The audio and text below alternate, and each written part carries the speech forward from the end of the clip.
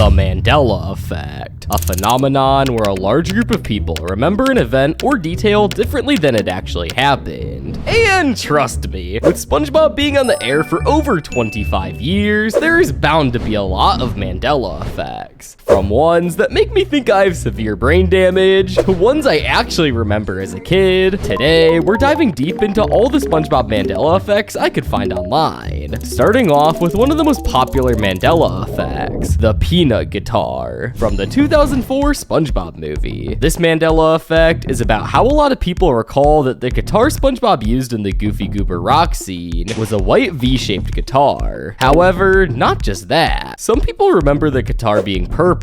Nah, that was purple. And the peanut don't even look right. Y'all got me watching the movie now. It was purple. This Mandela effect right off the bat has a lot of different memories for people. But that isn't it. It's gotten to the point where some people think that they went back and changed the guitar in the movie. Changed because of copyright issues, I'm sure. It's always been a white guitar. They changed it, I guess. Now, changing it wouldn't make any sense, as if you own a DVD of the movie, they can't just go and change a DVD, so that theory is automatically debunked. But besides that, there aren't any other memories people have for this scene. But how come some people seem to remember this guitar being purple or white? Well, the purple guitar was actually from Sandy Cheeks' Sweet Victory performance in the episode Band Geeks, where she's seen to have a purple V-shaped guitar. There aren't too many episodes in SpongeBob that feature a white V guitar, so this one is most likely just people's memories getting twisted. Now, that Mandela effect definitely confused a lot of people. However, Plankton's harmonica had a very similar impact. In the episode Band Geeks, there's a scene where Plankton is attempting to play the harmonica, and he sort of does, but in the end, he falls and struggles to breathe due to his size, struggling to play it. Now, when it comes to this Mandela effect, some people remember SpongeBob stepping in to help Plankton. SpongeBob would do the lower notes of the harmonica, and Plankton would do the higher notes. But as we saw in the clip, this never actually happened, but people still recall this happening, although it never did. But another one you probably remembered as a kid is the mystery of SpongeBob's shoelaces, and this all started in the episode Your Shoes Untied. In this episode, Patrick gets a brand new pair of shoes, but there's just one small problem. He has no idea how to tie the laces. I don't know how to tie my shoelaces. Naturally, SpongeBob steps in, ready to help his best friend. Except, the moment he tries to show Patrick, he totally blanks and realizes he's forgotten how to tie his laces too. What follows is a disaster-filled day where SpongeBob stumbles, trips, and basically faceplants his way through every task, because his laces are flopping around like noodles. Just when it seems like all hope is lost, Gary steps in and teaches SpongeBob a funky song that jogs his memory and brings his lace-tying skills back. Thankfully, the problem was solved, all thanks to Gary's groovy song. However, this episode started a huge Mandela effect, as this episode made most people have the memory that SpongeBob did have shoelaces, but in reality, he never did after this one episode. Searching through pictures of SpongeBob alone would show you that he doesn't have shoelaces in any of them. There was literally a whole episode about SpongeBob forgetting how to tie his shoelaces. I swear, SpongeBob has laces. This Mandela effect was definitely a weird one, as it kind of exists, but mostly doesn't. What I mean by this is that SpongeBob does have laces, but they never draw them unless a joke is needed about his shoelaces, and a majority of the time, jokes like that aren't used. So therefore, many people's memories have SpongeBob having laces, but it was really only in that episode where he had laces. However, this next entry confused a lot more people, which brings us to the secret box episode. In this episode, Patrick shows up with this mysterious box, and he refuses to tell SpongeBob what's in it. He would say that it's a secret. SpongeBob was really confused and curious about the box. He tries to play it cool, acting like he doesn't care at all, but inside, he's losing his mind trying to figure out what's in that box. Eventually, curiosity eats him alive. In the middle of the night, he sneaks over to Patrick's rock and breaks in to check out the box for himself. But when he opens it, there's nothing inside, just empty space. SpongeBob is super let down and slinks away, thinking that the whole thing was pointless. But as it turns out, Patrick had a secret compartment hidden in the box the whole time, and he's just glad SpongeBob never found it. And this compartment had an embarrassing photo of SpongeBob at a Christmas party. Now, the Mandela effect that many people remember for this episode is Patrick showing the picture at the end of the episode. And there are many pictures out there of possible pictures that could have been in the box. However, at the same time, some fans are sure that they never showed this. IDKY, but I thought they never showed it. Only watched that episode 1 or 2 times, to be honest. I'm pretty sure it's never been released, even if it does exist. But on the other hand, there are of course believers of this Mandela effect, and some go as far as making theories about it. Theory: there are 9 alternate universes in the SpongeBob multiverse, each one with a different version of the embarrassing snapshot of SpongeBob at the Christmas party. I remember it being SpongeBob standing next to a Christmas tree wearing only underwear, with an embarrassed look on his face. Now, while fans make theories about this and claim they remember pictures, the picture was never revealed, and no one knows what the picture ever was. But what about the Krusty Krab training video? This episode revolved around poking fun at training videos for corporations, and they did it by showing a Krusty Krab training video for new employees. Throughout the episode, it kept getting weirder, and eventually it would lead to supposedly the Krabby Patty secret formula being revealed. But right as it was about to be revealed, the training video would end. The secret formula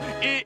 However, some people remember the narrator actually starting to say the ingredients for the Krabby Patty, and even speculate that there was another version of the episode that actually said it when it first aired, or that the narrator revealed it in a different language. I can confirm. I remember when the episode first aired when I was a kid, it had all the formula at the end, and I guess a bunch of my friends missed the premiere, so I told all of them about how they showed the formula, and how they have to watch the rerun. Needless to say, all of my friends called me a filthy liar, cause every subsequent airing of the episode since then had the ending cut off. I always thought it was crazy too. We have to find the original, somehow. I completely trust you, but is there any kind of way we could find this out? I've been looking around, but I can't find it. Maybe they kept the end in a different translation of the episode, but the truth is, this never happened, and there is zero proof of it existing, just speculation. However, the next Mandela effect is puzzling, and that brings us to the episode Pickles. The episode kicks off with a regular day at the Krusty Krab, until Bubble Bass shows up and makes a super complicated order. SpongeBob nails it, but then Bubble Bass claims that there are no pickles on his burger, which totally freaks SpongeBob out. Mr. Krabs ends up docking SpongeBob's pay because of some tiny print on the menu, and SpongeBob loses all confidence and forgets how to literally do anything, even making a Krabby Patty. While SpongeBob spirals at home, Squidward takes over the grill and pretty much burns everything, sending customers running. Mr. Krabs checks in on SpongeBob and tells him the key to remembering how to make a proper Krabby Patty. After a wild few days, SpongeBob finally pulls himself together and gets his groove back without even realizing it. He comes back to work just in time for another showdown with Bubble Bass, who pulls the same no pickles trick, but this time SpongeBob calls him out, and it turns out Bubble Bass was hiding the pickles and other customers' things under his tongue the whole time. The crowd goes wild and would call Bubble Bass out. Bubble Bass runs off, and everyone realizes that SpongeBob was right. Now, the Mandela effect for this is that lots of people have the memory that more people accused Bubble Bass of having their things under his tongue, specifically the fish that were in the background. Some things people recall hearing is the other people saying, "That's my shoe," or "That's my wallet." But the reality is that all of this never happened, and it's only ever been the other person saying that. Bubble Bass had their car keys, and it was just another false memory from people. But what about the episode Clams, where Mr. Krabs earns his millionth dollar? The episode starts with another day at the Krusty Krab when some random customer hands Mr. Krabs his $1,000,000. Super excited, he decides to take SpongeBob and Squidward on a clam fishing trip to celebrate. But things go south fast when SpongeBob, all hyped up, accidentally hooks the dollar and tosses it into the ocean, where a massive clam swallows it whole. Mr. Krabs totally loses it and becomes obsessed with getting his precious dollar dollar back, going on a full-on wild-eyed treasure hunt. As the trip turns into a chaotic mess, his sanity slowly unravels. Eventually, the giant clam shows back up again, and Mr. Krabs pulls off a ridiculous, deadly stunt to snatch his dollar back. But the Mandela effect comes in because of this one scene. In the episode, SpongeBob tries to fake the millionth dollar, but Mr. Krabs would catch on to it being fake and would say, This is an ordinary dollar that's been crumpled up,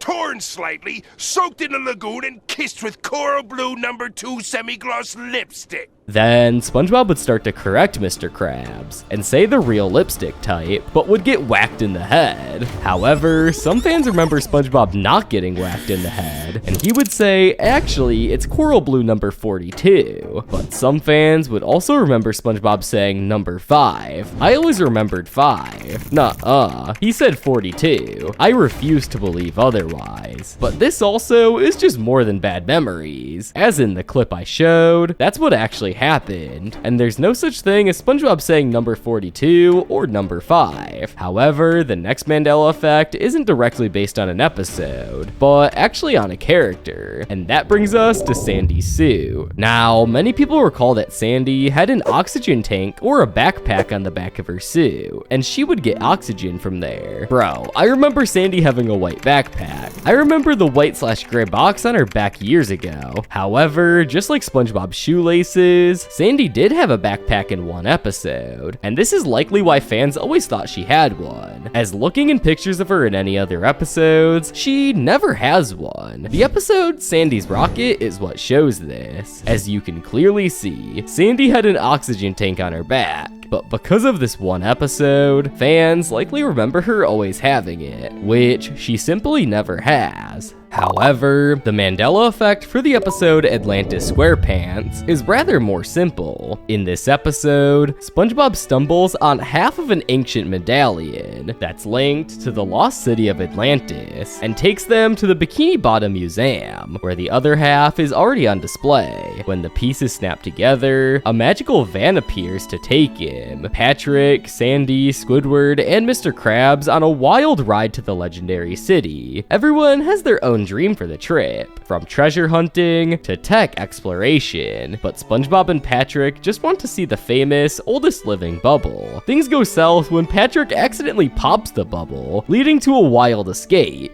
But in a strange twist, Plankton, who had been secretly hitching a ride, ends up replacing the bubble as a museum exhibit, and everyone heads home with unforgettable memories and a photo of the bubble before it bursts. Now, the Mandela effect for this episode revolves around if Mr. Krabs said, "I'm Eugene, I love money," or "I'm Eugene, I like money," as some fans remember him saying love and not like. And realistically, he'd probably say love, but this Mandela effect was simply just a wording mix-up, nothing too deep. However, the next Mandela effect is a lot deeper, and that brings us to the season 3 episode, Chocolate with Nuts. In this episode, SpongeBob and Patrick decide to sell chocolate bars door to door to make some extra money, but at first, they are terrible at it, and end up buying more stuff than they sell. Things turn around when they start telling outrageous lies to make sales, like claiming chocolate can save lives. You rub it on your skin